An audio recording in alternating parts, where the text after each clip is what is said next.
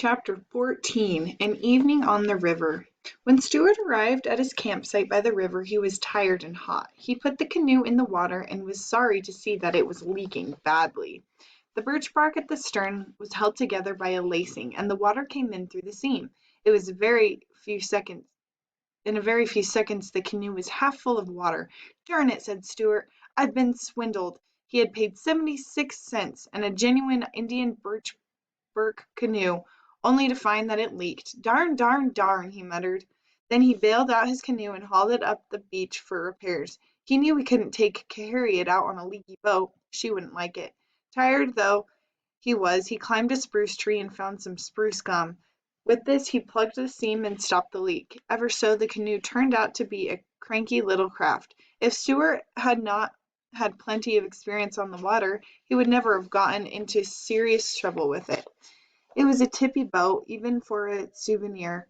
Stuart carried stones from the beach down to the water's edge and ballasted the canoe with the stones until it floated evenly and steadily. He made a backrest so that Harriet would be able to lean back and trail her fingers in the water if she wished. He also made a pillow by tying one of his clean handkerchiefs around some moss. Then he went for a paddle to practice his stroke. He was angry that he didn't have anything better than a paper spoon for a paddle, but he decided that there was nothing he could do about it. He wondered whether Harriet would notice that his paddles were really just ice cream spoons. All that afternoon Stuart worked on the canoe, adjusting ballast, filling seams, and getting everything ship-shape for the morn. He could think of nothing else but his date with Harriet. At supper time he took his axe, felled a dandelion, opened a can of deviled ham, and had a light supper of ham and dandelion milk. After supper he propped himself up against a fern, bit off from spruce gum for a chew, and lay there on the bank dreaming and chewing gum. In his imagination he went over every detail of tomorrow's trip with Harriet. With his eyes shut, he seemed to see the whole occasion plainly, how she would look when she came down the path to the water, how calm and beautiful the river was going to be in the twilight, how graceful the canoe would seem drawn up on the shore. In imagination he lived every minute of their evening together. He would paddle to a large water lily pad upstream. He would invite Harriet to step out on the pad and sit a while. Stuart planned to wear his swimming trunks under his clothes so that he could dive off the lily pad into the cool stream. He would swim the crawl stroke up and down and all around the lily pad, where Harriet watched, admiring his ability as a swimmer. Stuart chewed the spruce gum very rapidly as he thought about this part of the episode. Suddenly Stuart opened his eyes and sat up. He thought about the letter he had sent, and he wondered whether it had even been delivered.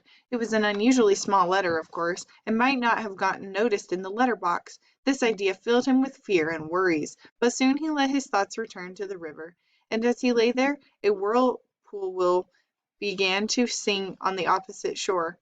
Darkness spread over the land, and Stuart dropped off to sleep. The next day dawned cloudy.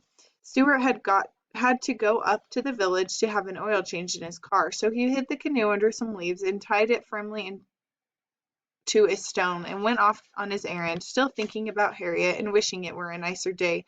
The sky looked rainy.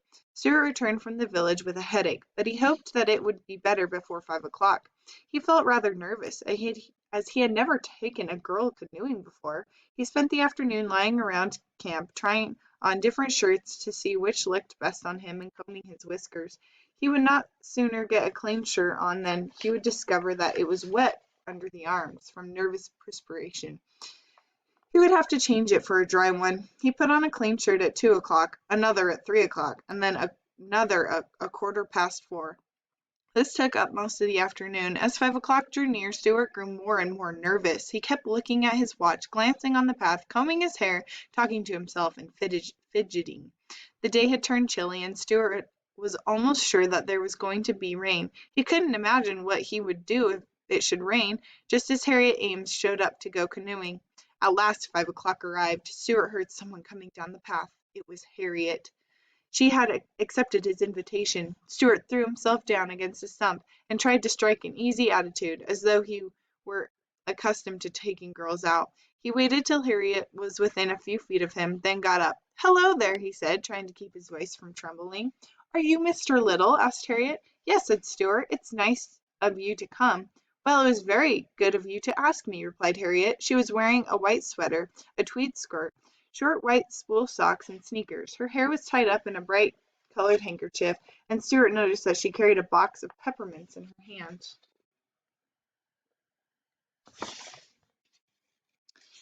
"Not at all glad to do it," said Stuart. "I only wish we had better weather. Looks rather sticky, don't you think?"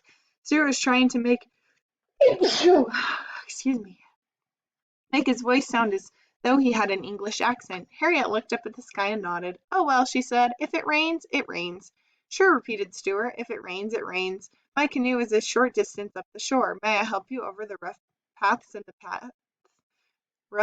in the path?" Stuart was a courteous mouse by nature, but Harriet said she didn't need any help. She was an active girl, and not at all inclined to stumble or fall. Stuart led the way to where he had hidden the canoe, and Harriet followed. But when they reached the spot, Stuart was horrified to discover that the canoe was not there. It had disappeared. Stuart's heart sank. He felt like crying. "The canoe is gone," he croaked. Then he began racing wildly up and down the bank, looking everywhere. Harriet joined in the search, and after a while they found the canoe. But it was a mess. Someone had been playing with it. The long piece of heavy string was tied to one end. The balstic rocks were gone. The pillow was gone. The backrest was gone. The spruce gum had come out of the seam. Mud was all over everything, and one of the paddles was all bent and twisted. It was just a mess. It looked just the way a birch bark canoe looks after some big boys were finished playing with it. Stuart was heartbroken. He did not know what to do. He sat down on a twig and buried his head in his hands. "Oh, gee," he whispered. "Oh, gee whiz." "What's the trouble?" asked Harriet. "Miss Ames," said Stuart in a trembling voice, "I assure you I had everything beautifully arranged. Everything. And now look." Harriet, who was for fixing the canoe up and going out on the river anyway, but Stuart couldn't stand the idea. "It's no use," he said bitterly. "It wouldn't be the same." "The same as what?" asked Harriet. "The same as the way it was going to be, when I was thinking about it yesterday. I'm afraid a woman can't understand these things. Look at that string. It's tied on so tight I could never get it off." "Well," suggested Harriet, "couldn't we just let it hang over in the water and trail along after us?" Stuart looked at her in despair. "Did you ever see an Indian paddling along some quiet, unspoiled river with a great big piece of rope dragging astern?" he asked. "We could pretend we were fishing," said Harriet, who didn't realize that some people are fussy about boats. "I don't want to pretend I'm fishing," cried Stuart desperately. "Besides, look at that mud. Look at it." He was screaming now. Harriet sat down on a twig beside Stuart. She offered him a peppermint, but he shook his head.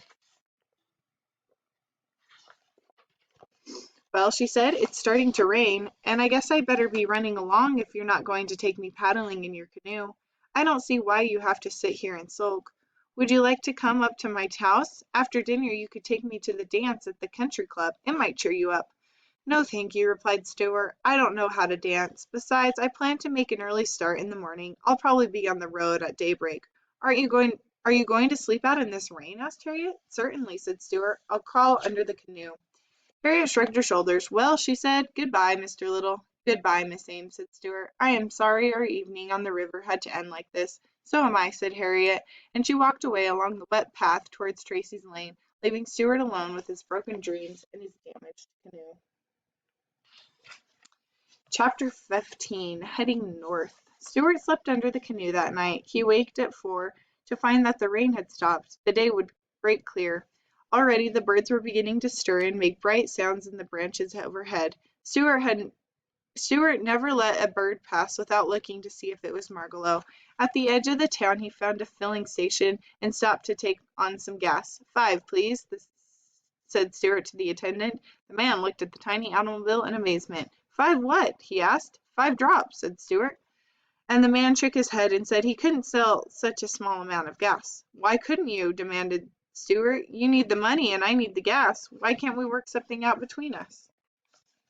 The filling station man went inside and came back with a medicine dropper. Stuart unscrewed the cap of the tank and the man put in 5 drops of gasoline. I've never done anything like this before, he said. Better look at the oil, too, said Stuart. After everything had been checked and the money had been paid, Stuart climbed in and started the engine and drove out onto the highway. The sky was growing brighter, and along the river the mist of morning hung in the early light. The village was still asleep. Stuart's car purred along smoothly. Stuart felt refreshed and glad to be on the move again. Half a mile out of town, the road forked. One road seemed to go off towards the west. The other road continued north. Stuart drew up to the side of the northern-bound road and got out to look at the situation over. To his surprise, he discovered that there was a man sitting in the ditch leaning against a signpost. The man wore spurs on his legs. He also wore a heavy leather belt, and Stuart realized that he must be a repair for a telephone company. "Good morning," said Stuart in a friendly voice. The repairman raised one hand to his head in a salute. Stuart sat down in the ditch beside him and breathed deeply in the fresh, sweet air. It's going to be a fine day," he observed. "Yes," agreed the repairman, "a fine day. I am looking forward to climbing my poles." "I wish you fair skies and tight grips," said Stuart. "By the way, do you ever see any birds on the top of the poles?" "Yes, I see birds in great numbers," replied the repairman. "Well, if you ever run across a bird named Margalo," said Stuart, "I'd appreciate it if you would drop me a line. Here's my card." "Describe the bird," said the repairman, taking out pen and paper. "Brown," said Stuart. "Brown with a streak of yellow on her bosom."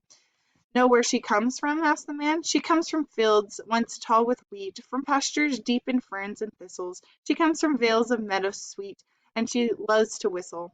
The weatherman wrote it all down, or the repairman wrote it all down briefly. Fields, wheat, pastures, fern, and thistle. Vales, meadow street, enjoys whistling. Then he put the pad back in his pocket and tucked Stuart's card away in his wallet. "I'll keep my eye open," he promised.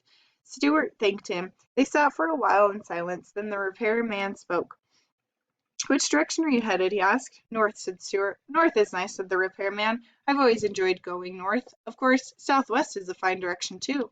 "Yes, I suppose it is," said Stuart thoughtfully.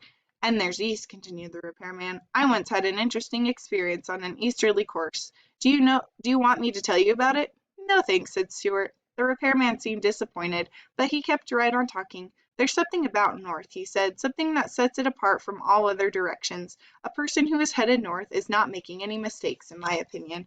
"That's the way I look at it," said Stuart. "I'd rather expect that from now on I shall be traveling north until the end of my days." "Worse things could have happened to a person," said the repairman. "Yes, I know," answered Stuart.